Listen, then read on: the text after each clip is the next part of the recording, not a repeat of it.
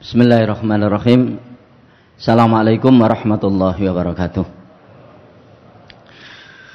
Alhamdulillahi wa kafa. Wassalatu wassalamu ala rasulil mustafa wa ala alihi wa sahabatihi ahli sidqi wal wafa. Ashhadu an la ilaha illallah wahdahu la syarikalah syahadata sidqin wa haqq. Wa ashhadu anna Muhammadan abduhu wa rasuluhul mab'utsu rahmatan lil alamin.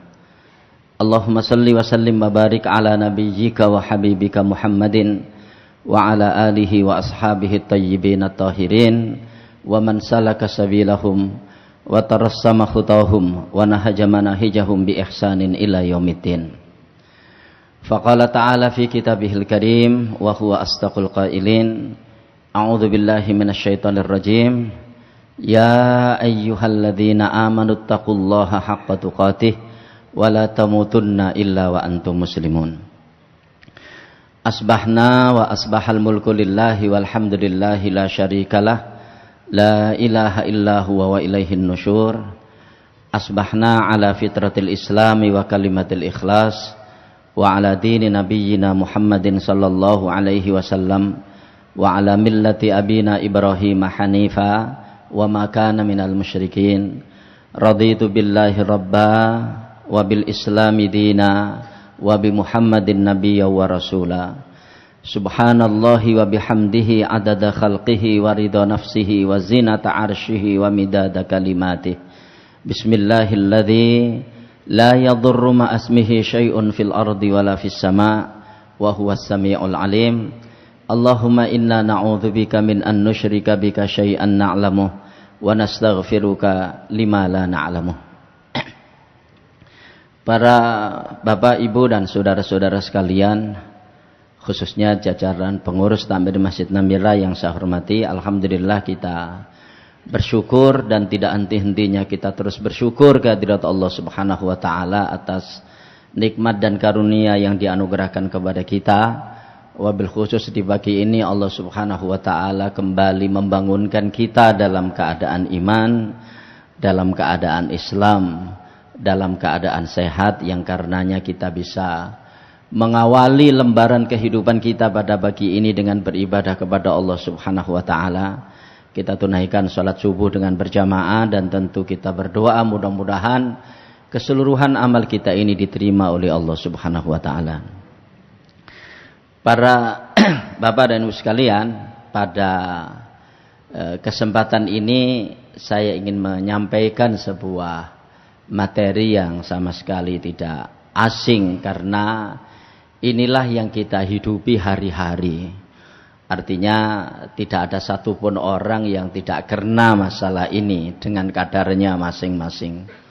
Setiap orang di dalam kehidupannya akan mengalami situasi ini, apakah sering ataukah jarang, bahwa orang itu pasti suatu ketika akan terkena ujian dari Allah Subhanahu wa taala berupa musibah.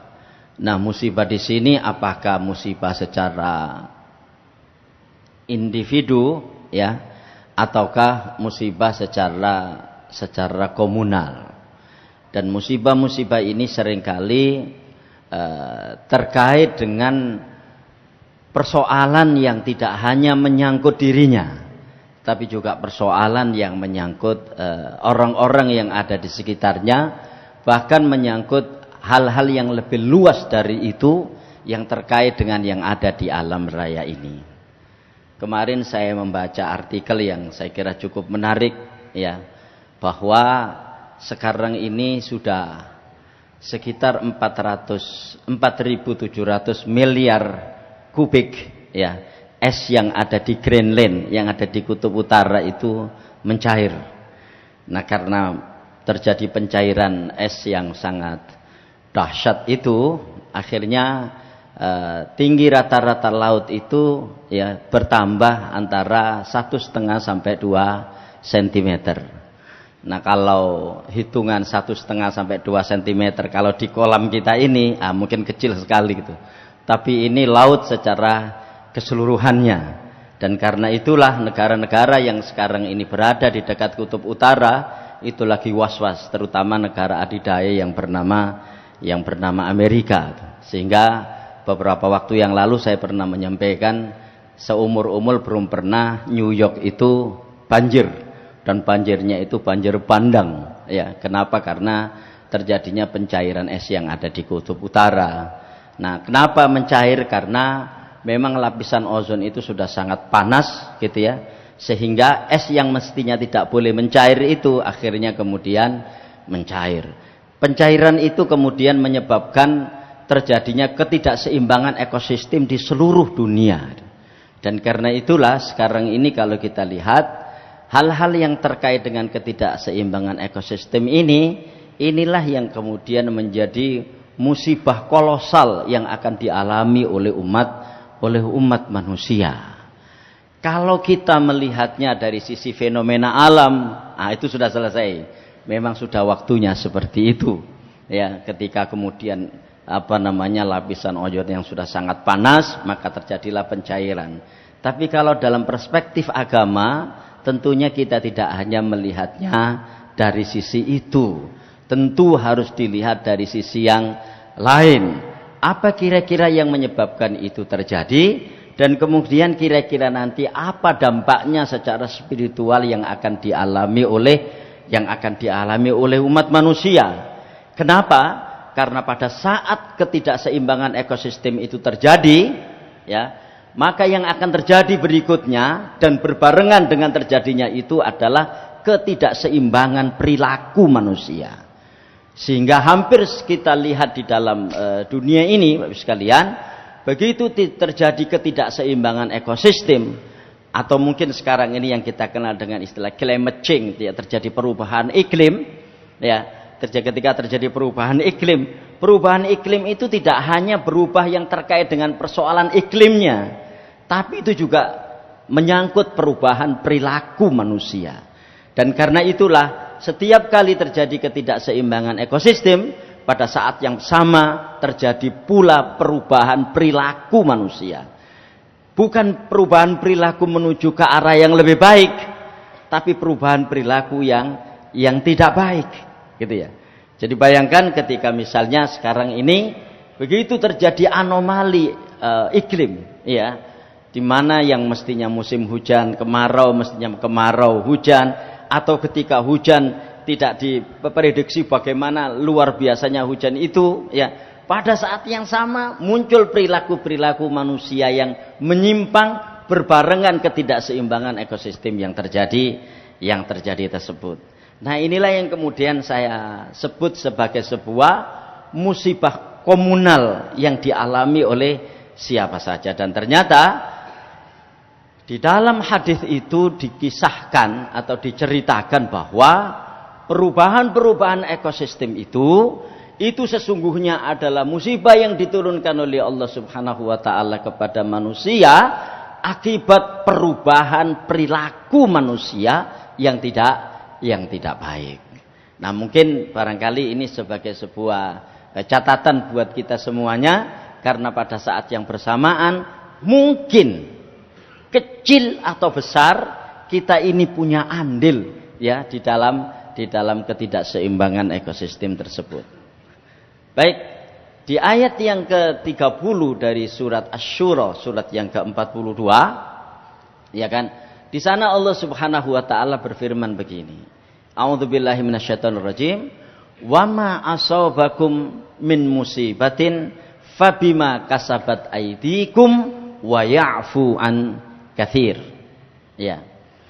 Dan apa saja musibah yang menimpa kalian, maka adalah disebabkan oleh perbuatan tangan-tangan kalian sendiri. Dan Allah Subhanahu wa taala memaafkan sebagian besar dari kesalahan-kesalahan kalian. Lihat Ibu sekalian, ya, bagaimana perubahan ekosistem itu, bagaimana terjadinya ketidakseimbangan ekosistem itu disebabkan oleh apa?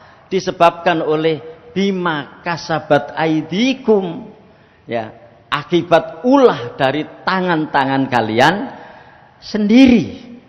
Dan saya kira ini juga disadari oleh manusia secara keseluruhannya.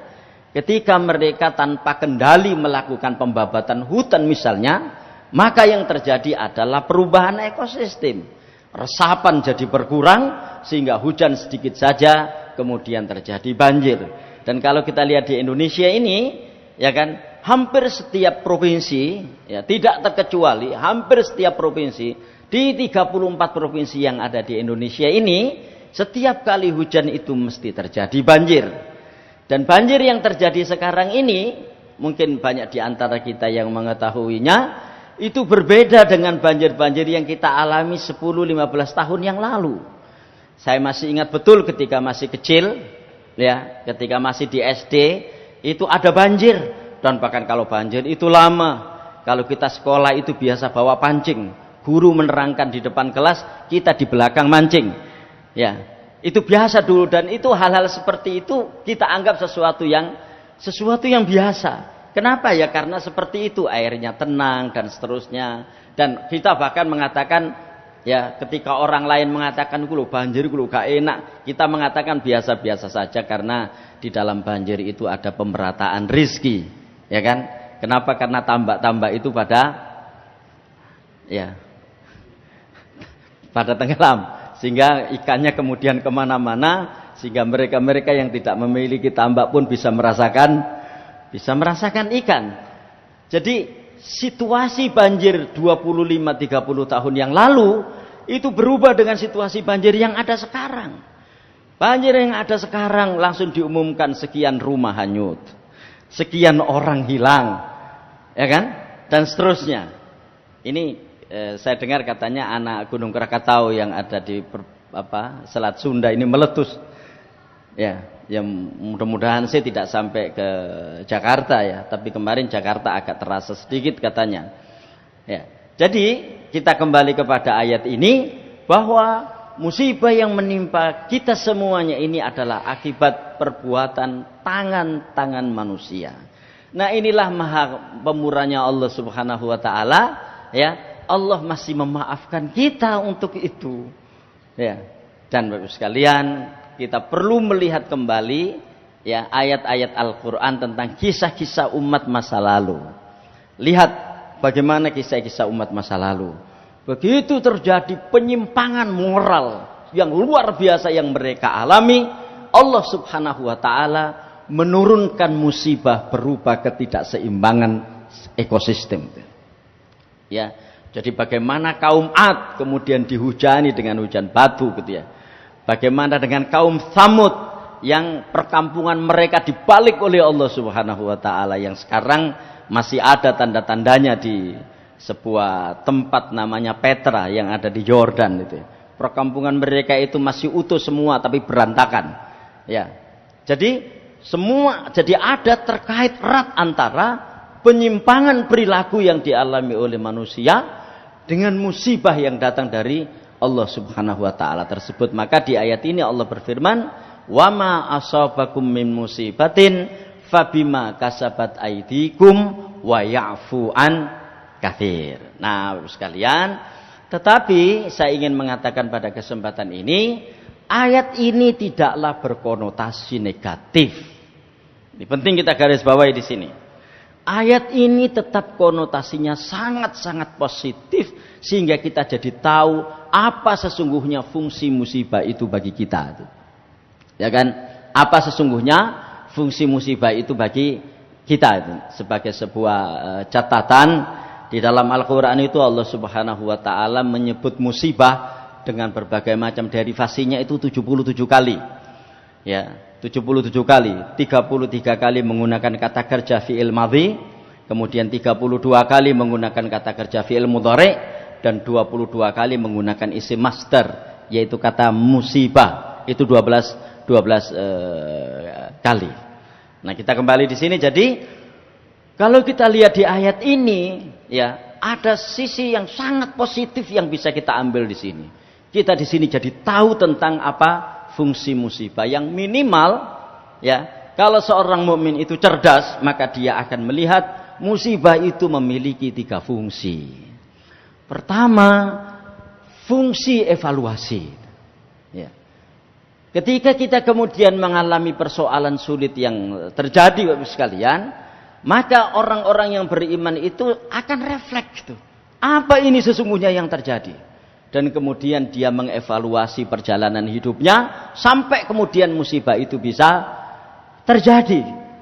Ya kan? Dan ketika persoalan evaluasi ini, berarti ini adalah evaluasi total. Apakah yang terkait dengan hal-hal negatif yang dia lakukan, ataukah terkait dengan hal-hal positif yang dia kerjakan. Makanya kalau orang itu mau lihat musibah itu dengan fungsi ini, dia tidak akan cepat mengeluh, dia juga tidak akan cepat berputus asa. Kenapa? Karena musibah itu justru sebagai sebuah indikator untuk melakukan evaluasi. Ya, itu yang pertama. Yang kedua, musibah itu memiliki fungsi introspeksi. Nah, ini lebih ke dalam lagi. Dan introspeksi itu memang untuk selalu untuk hal-hal yang memang tidak mengenakan, gitu ya. Misalnya, ya kan, ada orang yang ada seorang anak, misalnya 2 kali dia daftar kuliah, ya kan, kemudian tidak lulus, misalnya. Maka biasanya kan nasihatnya seperti itu, cobalah kamu introspeksi, gitu. Kira-kira apa? Mungkin kemampuanmu tidak cocok untuk mengambil jurusan itu, ya kan? Maka kamu jangan ngotot untuk tetap mengambil jurusan itu. Cobalah ngambil jurusan yang lain dan seterusnya. Kenapa? Karena kemampuan yang kamu miliki itu mungkin tidak cocok dengan jurusan yang kamu ambil. Disuruh apa? Disuruh introspeksi. Ya. Kalau orang kemudian melihat musibah itu sebagai sarana untuk melakukan introspeksi, orang akan tetap fresh dalam hidupnya itu. Ya, dia tidak akan gampang kemudian menyalahkan Allah, menyalahkan orang yang ada di sekitarnya dan seterusnya, ya kan? Karena apa? Karena di setiap musibah yang terjadi, apakah itu musibah personal atau musibah kolosal, ya kan? Orang itu punya andil. Ya kan? Sekecil apapun andilnya, terjadinya musibah itu. Yang kedua. Yang ketiga, fungsi motivasi. Ya, fungsi penyemangatan. Ingat Bapak Ibu sekalian, penyemangatan itu kalau kita lihat di dalam kehidupan kita, itu selalu sering menggunakan pendekatan yang tidak enak. Makanya kalau kita lihat Rasulullah SAW di dalam sirah dan sejarahnya itu, pencanangan target-target besar itu tidak dilakukan di saat-saat mudah. Selalu dilakukan di saat-saat sulit. Kenapa? Karena pencanangan target besar di saat sulit itu adalah cara orang itu untuk bangkit. Ya, pencanangan target besar di saat sulit itu cara orang itu untuk bisa bangkit. Dan biasanya ketika ada pencanangan target-target besar di saat sulit, ya, itu biasanya nanti akan pecah pikiran ini, kira-kira apa yang bisa dia lakukan, di mana apa yang dia lakukan saat itu tidak terbayangkan itu di masa-masa yang dulu, gitu ya. Ya, orang ketika kemudian terkena pandemi ini misalnya ya, akhirnya muncullah cara-cara untuk mengatasinya. Di mana cara-cara mengatasinya ini tidak kita kenal 10-15 tahun yang lalu dan seterusnya itu. Yang sekarang tengah terjadi. Makanya ketika orang itu mengalami situasi sulit dalam kehidupannya, dia tidak segera menyalahkan situasi itu, apalagi menyalahkan Allah Subhanahu wa taala. Iya kan? Tetapi dia akan melihat situasi sulit itu sebagai sarana memotivasi dia untuk melakukan hal-hal besar yang tidak pernah dia lakukan sebelumnya. Dan memang demikianlah seharusnya. Rasulullah misalnya, ketika ditinggal wafat oleh Khadijah misalnya, ya, istri beliau yang sangat dicintainya itu, ditinggal wafat oleh Abu Thalib itu, seorang paman beliau yang sangat-sangat concern mendampingi beliau. Itu kan situasi sulit. Bahkan situasi itu disebut sebagai amul husni, tahun kesedihan. Tapi justru dengan situasi sulit itu beliau termotivasi untuk melakukan hal-hal yang tidak pernah terbayangkan sebelumnya akan beliau lakukan. Beliau kemudian mencanangkan sebuah perjalanan. Yang perjalanan ini tahu persis perjalanan itu tidak gampang, yaitu hijrah ke Taif. Ya kan? Dan hijrah ke Taif pun gagal. Ya, beliau dilempari batu dan seterusnya. Bahkan waktu itu beliau bersama Zaid bin Haritha. Zaid bin Haritha itu mendampingi beliau sampai beliau juga ikut berdarah-darah karena ikut dilempari batu sebagaimana Rasulullah SAW dilempari batu dan seterusnya. Dan justru ketika kemudian situasi sulit itu terjadi dan melihatnya sebagai sebuah motivasi untuk melakukan hal-hal yang lebih besar daripada yang dia lakukan sebelumnya, maka orang akan terbiasa dengan situasi sulit. Nah, Bapak sekalian, saya ingin mengatakan bab ini karena saya ingin menjadikan musibah itu sebagai sarana bagi kita untuk melihat diri kita, untuk melihat diri kita masing-masing. Karena ketahanan seseorang, daya tahan seseorang di dalam keimanannya, itu akan sangat ditentukan sejauh mana dia bisa mengatasi kondisi-kondisi sulit yang dia alami. Ya, yang dia alami begitu. Nah, dari sinilah saya kira menjadi penting buat kita semuanya. Saya tidak ingin melihat musibah itu dari sisi yang mungkin sudah sering kita dengarkan gitu ya, bahwa musibah itu nanti akan menyebabkan orang mendapatkan pahala dari Allah SWT dan seterusnya. Tapi ini ada satu balasan, ada satu hikmah dari musibah itu, yang hikmah ini mungkin akan menjadi perhatian kita semuanya, yaitu bahwa ada hadis yang menyebutkan bahwa musibah itu adalah balasan dari 5 jenis kemaksiatan. Nah, ini mohon maaf Bapak sekalian, kita subuh-subuh kita sudah sampaikan hadis tentang yang sesuatu yang sangat menyedihkan gitu ya. Tapi ya inilah yang terjadi. Agak panjang ini ya. Di dalam hadis ini Rasulullah SAW memberikan ceramah di depan kaum muhajirin. Ya. Jadi an Abdullah bin Umar, dari Abdullah bin Umar. Abdullah bin Umar ini adalah putranya Umar bin Khattab radhiyallahu an. Beliau adalah seorang 6 perawi hadis yang paling banyak meriwayatkan hadis. Dia nomor 2 setelah Abu Hurairah. Jadi Abu Hurairah, kemudian Abdullah bin Umar, kemudian yang ketiga adalah Anas bin Malik, yang keempat adalah Aisyah, yang kelima adalah Abdullah bin Abbas, dan yang keenam adalah Jabir bin Abdullah. Inilah 6 orang sahabat yang paling banyak meriwayatkan hadis. Nah, an Abdullah bin Umar, qala, dari Abdullah bin Umar berkata, aqbala alaina Rasulullah sallallahu alaihi wasallam faqal. Rasulullah SAW menghadap kami, kata Abdullah bin Umar. Jadi menghadap kami maksudnya ya mungkin seperti sekarang ini di depan banyak sahabat beliau menyampaikan ceramahnya ini. Dan ini ceramah yang mengandung keprihatinan. Beliau bersabda, ya ma'syarul muhajirin, wahai sekalian kaum muhajirin, khamsun idzabtulitum bihinna wa a'udzu billahi an tudrikuhunna. Ya. 5 hal, maaf. Ketika itu menimpa kalian, tapi aku berlindung kepada Allah Subhanahu wa taala, mudah-mudahan kelima itu tidak menimpa kalian. Ya. Jadi ini ada 5 bala gitu ya. Ada 5 musibah besar. Yang kelima musibah besar ini ada sebab masing-masing. Ya, ada sebab masing-masing. Nah, saya melihat ke-5 sebab ini yang kemudian menyebabkan 5 musibah besar ini, ya. Ini akan sangat-sangat terkait dengan perilaku manusia, dan yang kedua terkait dengan ketidakseimbangan ekosistem yang saya sampaikan di awal tadi. Yang pertama, lam tadhar al-fahishatu fi qaumin qad hatta yu'linu biha illa fasha fihimut ta'un wal auja' allati lam takun madad fi aslafihim alladzina madaw.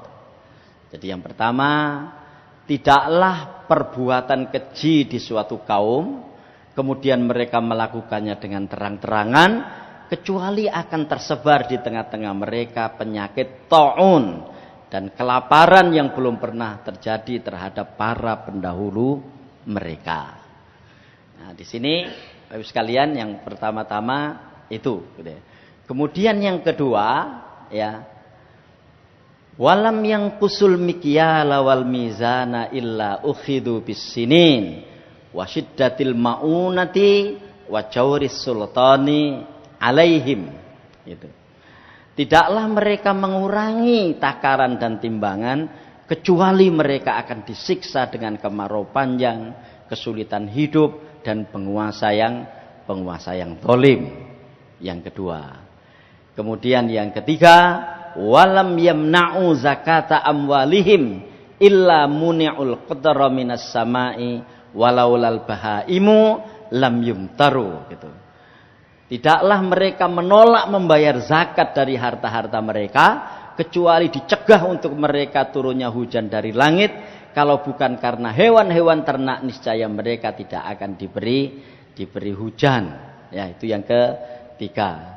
Kemudian yang keempat, walam yanqudhu ahdallahi wa ahda rasulihi illa sallatallahu alaihim aduwan min ghairihim fa akhadhu ba'dha ma fi aydihim. Ya, tidaklah mereka melanggar janji Allah dan Rasulnya kecuali Allah akan kuasakan atas mereka musuh dari luar mereka, maka musuh itu akan menguasai sebagian apa yang ada dalam genggaman tangan mereka. Ya, kemudian yang terakhir atau yang kelima, wama lam tahkum a'immatuhum bi kitabillah wa takhayyaru bima anzalallah illa ja'alallahu ba'sahum bainahum. Dan tidaklah pemimpin-pemimpin mereka enggan berhukum dengan kitab Allah dan tidak menganggap lebih baik apa yang diturunkan Allah kecuali Allah akan menjadikan permusuhan di antara mereka. Nah, ini ada 5 musibah besar yang disebabkan oleh 5 penyimpangan besar. Kita rinci satu persatu di sini sekalian. Pertama, lam tadharil fakhishatu fi qaumin qad hatta yu'linu biha illa fasha fihimut ta'un wal auja'ul lati lam takun madat fi aslafihim alladzina madu. Tidaklah perbuatan keji menyebar di suatu kaum. Al-fakhishah itu, perbuatan keji itu adalah dosa-dosa besar. Ya. Jadi perbuatan keji di sini adalah dosa-dosa, terutama adalah dosa-dosa besar.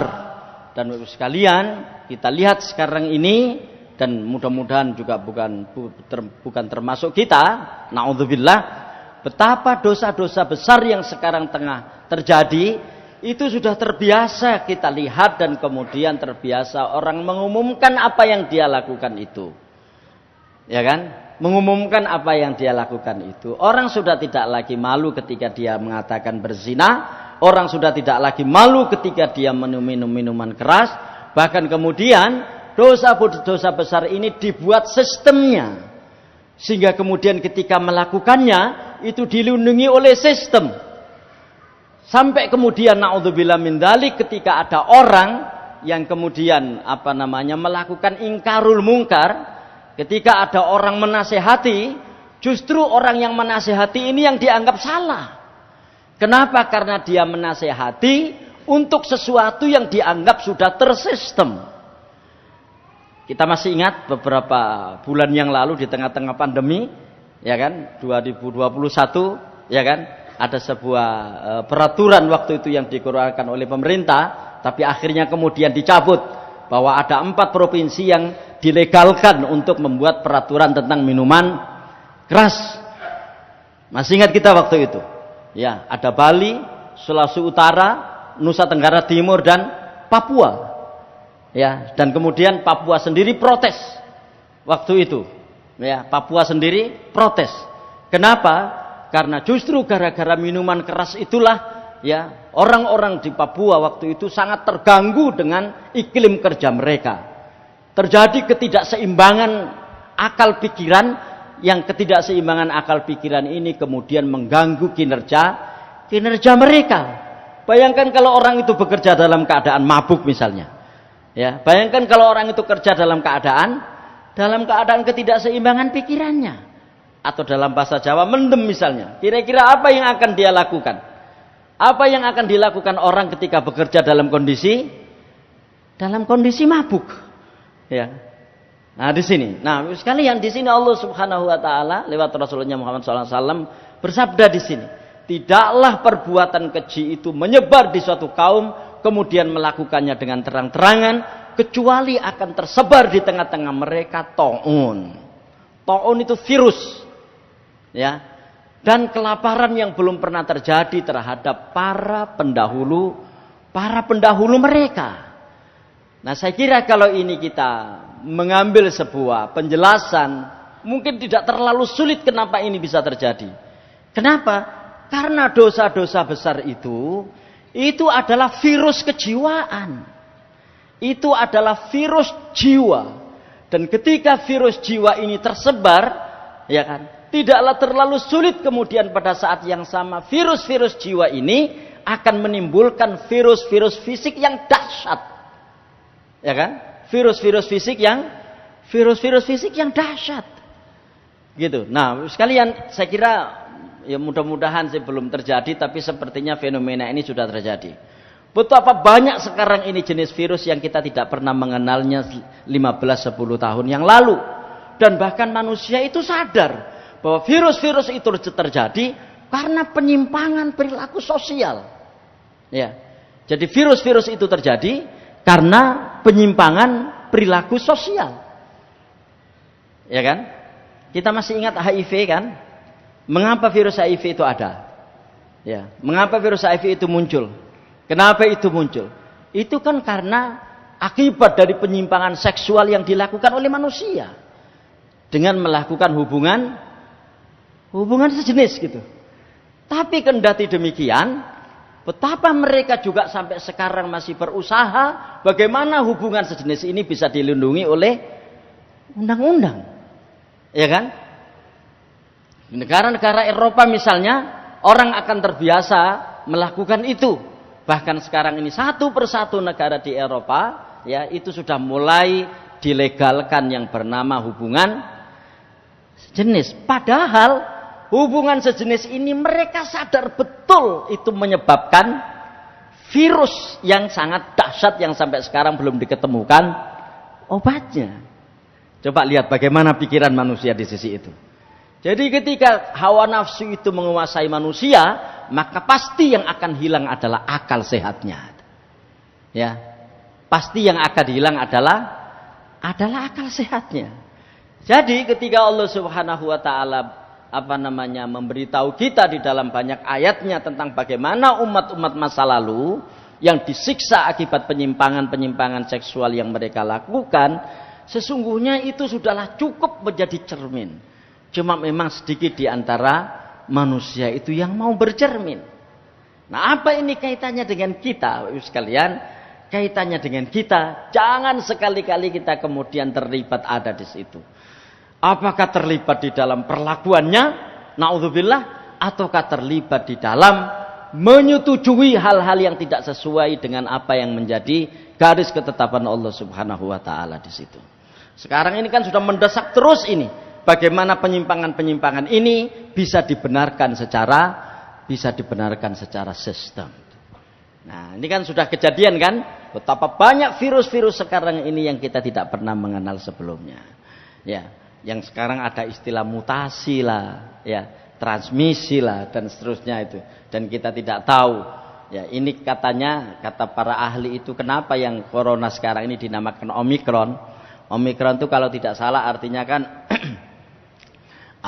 huruf di Yunani yang paling akhir, ya, harapannya mudah-mudahan setelah ini tidak ada lagi, ya amin, mudah-mudahan tidak ada lagi. So, dinamakan Omikron langsung. Kalau dulu kan ada alfa, beta, apa seterusnya, sekarang langsung Omikron. Istilahnya kalau huruf hijaiyah itu langsung dikasih nama ya, ya. Kalau huruf Latin itu langsung dikasih nama Z gitu, supaya setelah itu tidak ada lagi. Ya. Tapi kalau kemudian pembenahan dari sisi moral tidak dilakukan, naudzubillah, mudah-mudahan Allah Subhanahu wa taala juga tidak memberikan musibah lagi. Yang pertama itu. Ya. Jadi penyimpangan besar ya membuahkan sebuah musibah yang besar. Yang kedua, walam yanqusul mikyala wal mizana illa ukhidhu bisinin wa syiddatil maunati wa jauris sultani alaihim. Dan tidaklah mereka mengurangi timbangan dan takaran kecuali mereka akan disiksa dengan kemarau panjang, kesulitan hidup dan penguasa yang zalim. Nah, sekalian, kalau kita lihat di sisi ini, ya, saya beberapa kali menyampaikan, kenapa persoalan mengurangi takaran dan timbangan ini menjadi persoalan penyimpangan yang sangat serius? Bukankah itu bukan penyimpangan yang besar? Ya, ini mungkin menurut pendapat kita. Bukankah itu bukan penyimpangan yang besar? Dan efek yang ditimbulkannya juga tidak besar. Berapa sih orang bisa mengurangi takaran? Berapa sih orang bisa mengurangi meteran? Kan nggak banyak, ya kan? Ini pernah suatu ketika saya sampaikan ini. Ya, berapa? Misalnya orang ketika jualan kain dan kemudian dia mau curang dengan meterannya itu, berapa dia bisa banyak? Ya, 5 cm. 5 cm itu sudah banyak, nanti pasti akan kentara. Paling 1-2 cm. Dan itu kan sama sekali tidak kentara. Begitu pula ketika mengurangi takaran. Berapa sih takaran yang bisa dikurangi? Ya, dari ketika kita menakar beras atau apa. Ya, mungkin ada yang menjadi pedagang beras di sini dan naudzubillah mudah-mudahan kita tidak melakukannya. Berapa sih yang bisa kita kurangi? Sedikit yang kita kurangi. Tapi kita lihat inilah bentuk penyimpangan perilaku sosial terbesar pada masa Nabi Syuaib alaihissalam. Ya, pada masa Nabi Syuaib alaihissalam, yaitu mengurangi takaran dan timbangan. Nah, sekalian, kira-kira ini apa nilai besarnya ini? Wong meteran juga cuma beberapa senti atau beberapa mili, takaran juga mungkin cuma berapa seperti itu. Apa nilai besarnya di sini? Nilai besarnya di sini adalah kecurangan yang masif yang terjadi di sebuah masyarakat itu. Bayangkan kalau kemudian para pedagang, naudzubillah mudah-mudahan tidak kita lakukan, para pedagang di sebuah kampung itu melakukan hal yang sama. Berarti terjadi kecurangan masif yang ada di tempat itu, dan itu artinya mentalitas curang itu sudah menjadi mindset cara bekerja mereka. Nah, itulah nilai besarnya di situ. Nilai bahayanya itu di situ. Ya, makanya Allah Subhanahu wa taala di sini juga menyiksa mereka yang melakukan itu dengan siksa yang pedih. Ya, dengan musibah yang besar. Kenapa? Karena memang persoalan yang terkait dengan mengurangi takaran dan timbangan ini awal-awalnya itu sesuatu yang sangat mudah. Sesuatu yang sangat sederhana. Karena di awal orang ketika mengurangi takaran dan timbangan itu, yang terbersih di dalam benak mereka adalah, pasti saya tidak akan ketahuan. Ya kan? Jadi orang yang pertama kali melakukan itu, karena memang yang dikurangi juga sedikit, ya, maka yang terbersih di dalam benak mereka adalah, pasti saya tidak akan ketahuan. Apa kelemahan di situ? Sekalian, di situ ada kelemahan muraqabatullah, kelemahan dalam hal pengawasan Allah, dan kelemahan dalam hal pengawasan Allah ini kelemahan terbesar dalam akidah Islamiyah itu. Meskipun cuma sedikit itu tadi, cuma beberapa mili, ya, cuma beberapa senti yang mungkin nggak sampai 5 senti. Tapi persoalannya adalah sudah ada niat yang tulus untuk curang. Paling nggak ketahuan. Ya, paling nggak ketahuan. Tapi kalau ini kemudian dilakukan secara masif, Bapak Ibu sekalian, maka ini akan membuahkan sebuah mentalitas curang yang ada di tengah-tengah masyarakat. Dan apalagi kalau pada saat yang sama ini dilakukan oleh para pemimpinnya dan juga dilakukan oleh para rakyatnya. Naudzubillah itu. Makanya kalau kita lihat ada sebuah buku tentang kisah-kisah yang menginspirasi, ya itu kan ada seorang raja, ingat ya. Jadi ketika ada seorang raja ingin mengetahui kejujuran rakyatnya, ya, sehingga kemudian pagi-pagi raja itu mengatakan, wahai rakyatku sekalian, kita ini butuh untuk mengumpulkan susu, ya, dan ini kita siapkan gentong di depan istana ini, gentong besar ini, masing-masing nanti silahkan membawa susu 1 gelas untuk ditaruh di gentong itu. Nah, kemudian orang yang berpikiran curang akan begini, saya tak membawa air putih saja, toh nanti tidak akan kentara ketika sudah dicampur, kan tetap warnanya putih. Nah, bayangkan yang punya pikiran curang seperti itu semua orang, ya kan? Akhirnya semuanya membawa air putih dan tidak membawa susu. Ya. Nah, itulah bahayanya sesungguhnya. Ya, itulah bahayanya. Makanya di sini Bapak Ibu sekalian, ya, saya akhirnya kemudian berpikir kenapa di dalam Al-Quran itu ada sebuah surat, ya, yang surat itu terkait dengan masalah ini. Namanya surat Al-Mutaffifin. Mungkin kita semua sudah banyak yang hafal surat itu karena dia ada di juz Amma. Dan di dalam Al-Quran itu kalau kita lihat surat Al-Mutaffifin yang terkait dengan persoalan mengurangi takaran dan timbangan itu langsung dikaitkan dengan persoalan akhirat. Ya, bayangkan untuk urusan mengurangi takaran dan timbangan yang enggak begitu besar itu dikaitkan langsung dengan akhirat. Wailul lil mutaffifin alladzina idza talu 'alan nasi yastawfun wa idza kaluhum aw wazanuhum yukhsirun. Apa setelahnya itu? Ala yadhunnu ulaika annahum mab'utsuna liyaumin 'adzim yauma yaqumun nasu lirabbil alamin. Jadi mengurangi takaran dan timbangan itu langsung dikaitkan dengan liyaumin 'adzim. Apakah mereka tidak menduga, apakah mereka tidak yakin bahwa mereka nanti akan dibangkitkan di hari yang agung? Jadi artinya ketika mereka mengurangi takaran dan timbangan itu, apakah mereka tidak tahu bahwa mereka nanti akan dibangkitkan di akhirat? Lihat, urusan mengurangi takaran dan timbangan itu dikaitkan dengan persoalan akhirat. Ya, dikaitkan dengan persoalan akhirat. Nah, sekalian, ini takaran dan timbangan. Ya, bisa kita kaitkan dengan kecurangan-kecurangan yang lain. Ya, bisa kita kaitkan dengan kecurangan-kecurangan yang lain. Sekarang ini yang lagi marak di tengah-tengah masyarakat kita ini adalah persoalan tanah. Persoalan batas-batas tanah, ya kan? Masing-masing orang kepingin jangan sampai dikurangi.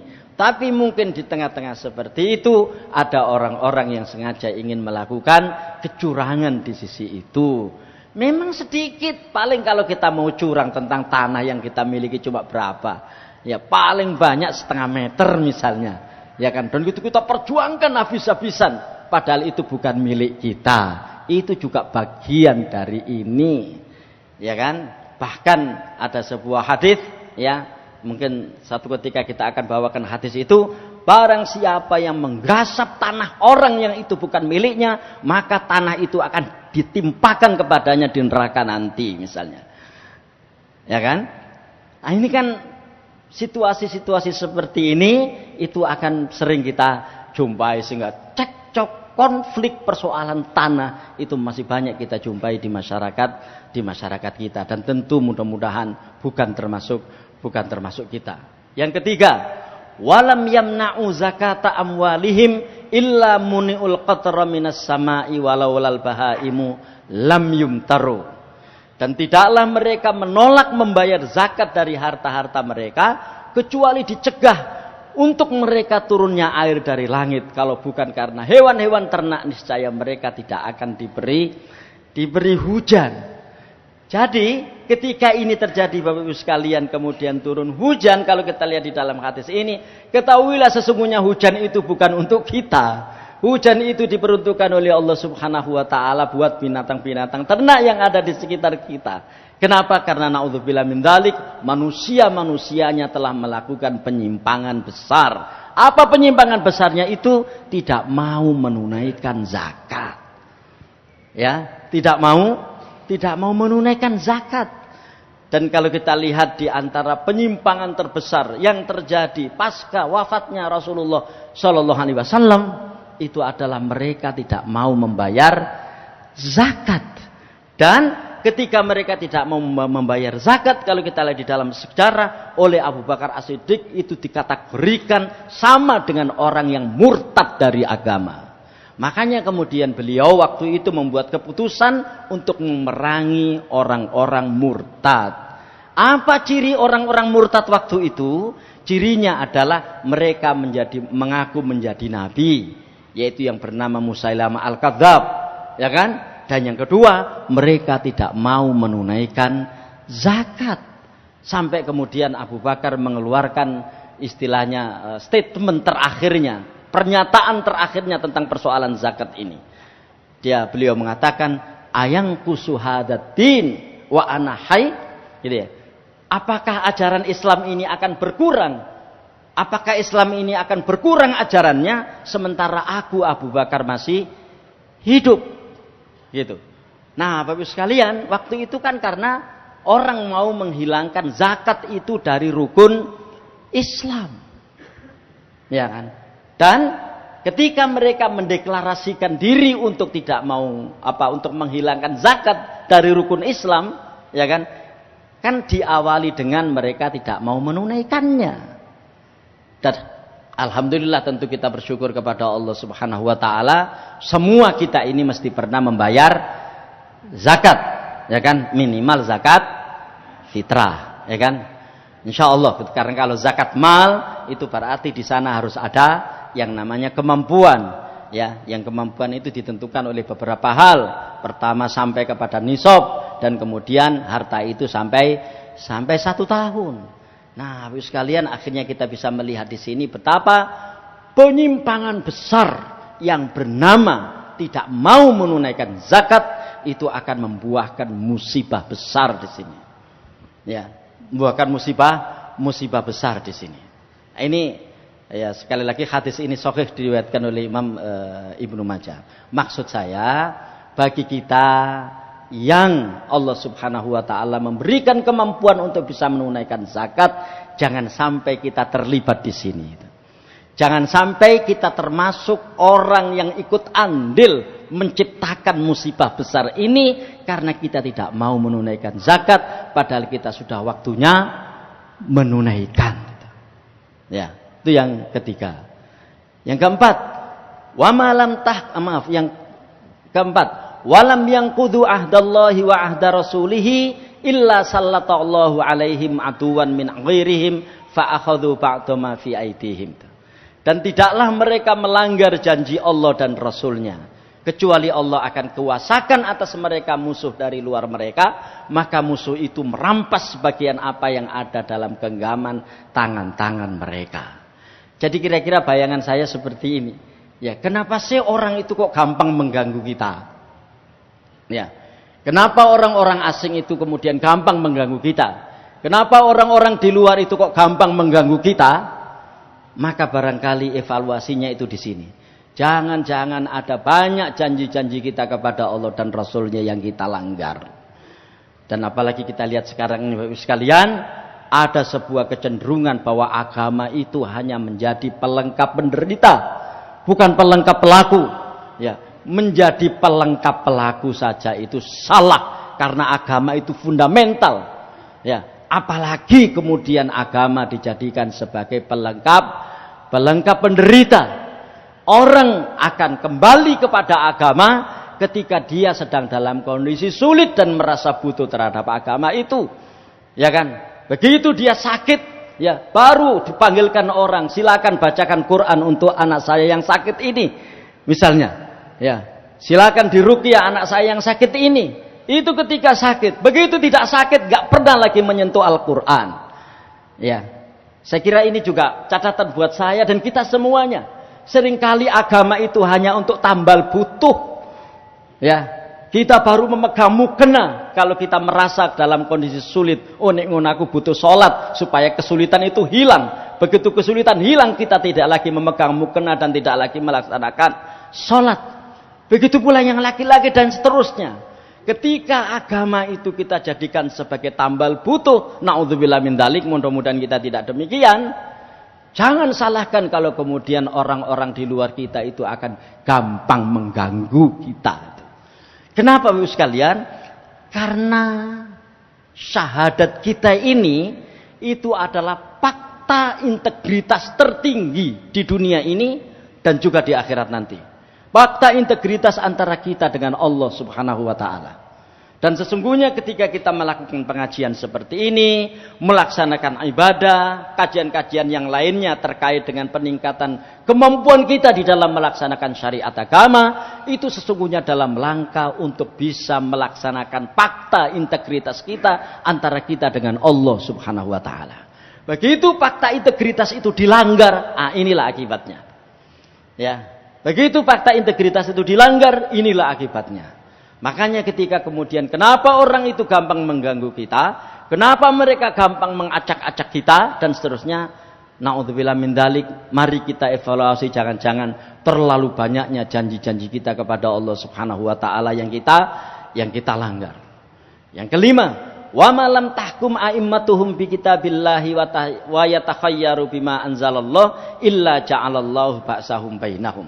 Dan tidaklah pemimpin-pemimpin mereka enggan berhukum dengan kitab Allah dan tidak menganggap lebih baik apa yang diturunkan Allah, kecuali Allah akan menjadikan permusuhan di antara mereka. Bapak sekalian, begitu banyak aturan-aturan, yang aturan-aturan itu menyimpang dari garis ketetapan Allah Subhanahu wa taala, maka yakinlah aturan-aturan itu tidak mempersatukan. Aturan-aturan itu akan mencerai-beraikan.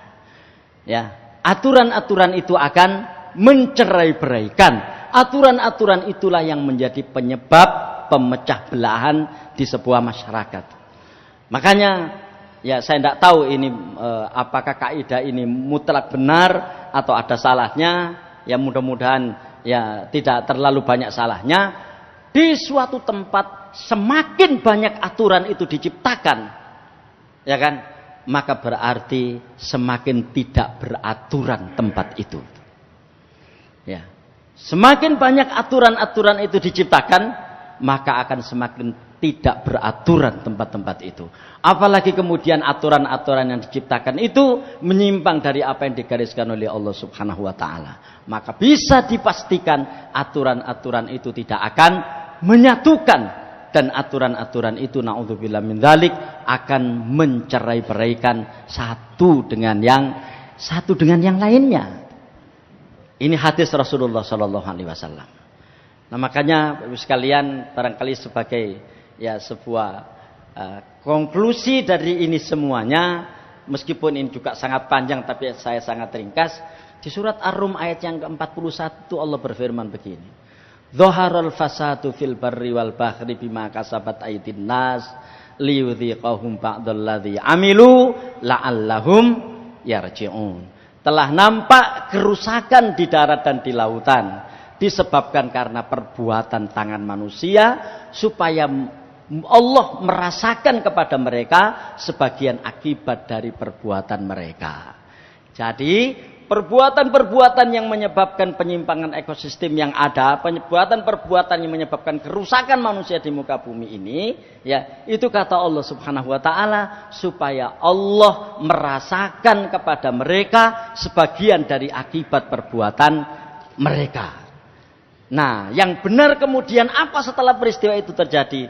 Yang benar agar mereka mau kembali ke jalan yang benar. Assalamualaikum warahmatullahi wabarakatuh.